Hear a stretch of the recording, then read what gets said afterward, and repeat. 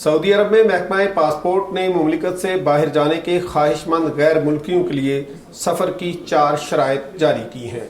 उकास के मुताबिक महकमा पासपोर्ट का कहना है कि एयरलाइन से रिजर्वेशन, मौसर वीज़ा, मौसर पासपोर्ट और जहां सफ़र करना है उस मुल्क की शराइत की पाबंदी ज़रूरी है। महकमा पासपोर्ट ने बयान में कहा है कि ऐसे ममालिक जहां से आमद पर पाबंदी नहीं है वहां से सऊदी अरब पहुंचने वाले तमाम अफराद को होटल करंतना की पाबंदी करना होगी। इससे वो ज़ुमरे मुस्तस्ना होंगे जिनके बारे में पहले ही ऐलान किया जा चुका है।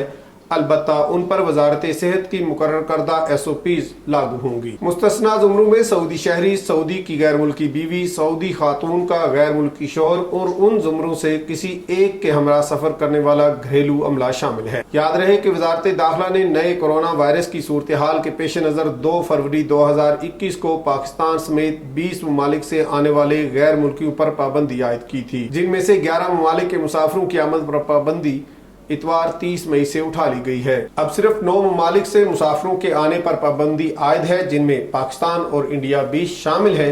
ताहम सऊदी अरब से बाहर जाने पर कोई पाबंदी आयद नहीं है। इस खबर और दीगर खबरों की तफसील जानने के लिए विजिट कीजिए urdunews.com।